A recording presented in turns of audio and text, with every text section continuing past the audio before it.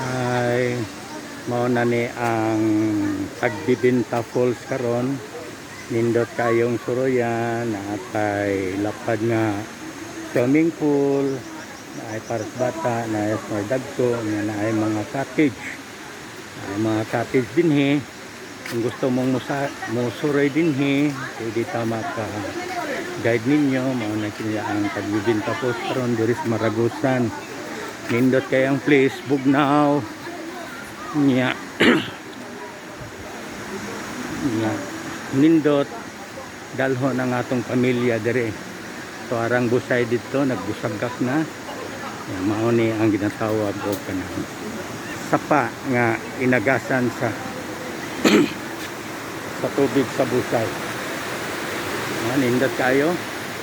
Basta kung gusto mong mag-tour, pwede tamuuban na ninindapita, PM lang mo. Mana nilang mga ginatawag og function hall. Doon na may mga catering, mga pamilya, birthday, guban pa dinhin na to i-held nining tawag na to function room. Nya, paingon ta dito sa Busay. Mao ni agianan paingon sa Busay. Nindot kaayo ang iyang kuan wood craft nga cement nga ginahimo. Sapa. Nindot. Oh, mao ni ang sapa paingon dito sa Busay. Unahan na ditong kaliguanan na Busay sa taas.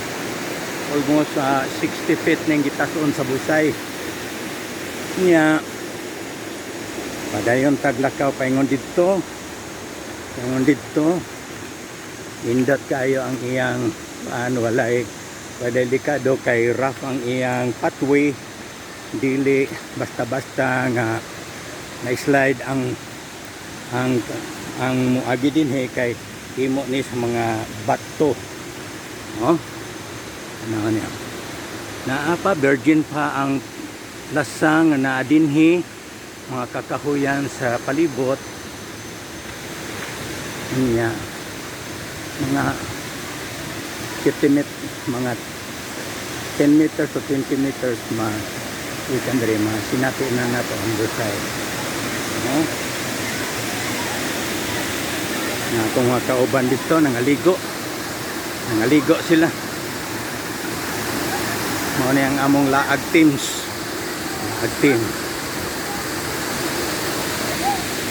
Mao na yang gamay nga sapa-sapa. Pwede mo mulangoy pero dili mo pwede mo dive kay medyo mabaw ra ni. Frisco kay tubig, Bugnaw nya open air.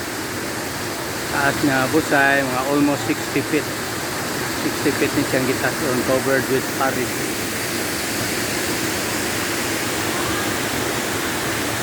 Ganda kaya.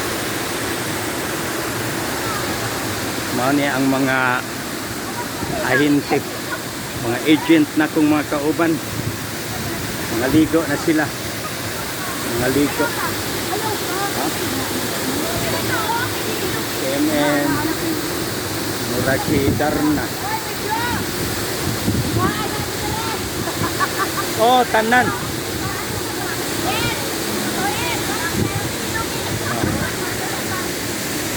Bawal lang dire maghubo kay nay mamuyag.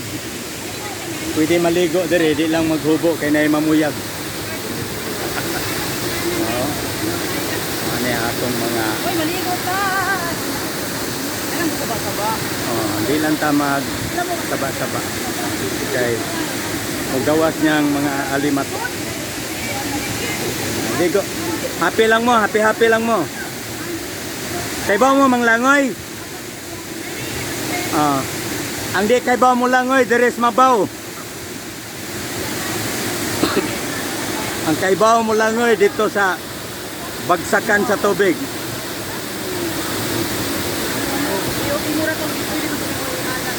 Okay. Ano siya ang kahintang namo din sa Busay. Okay.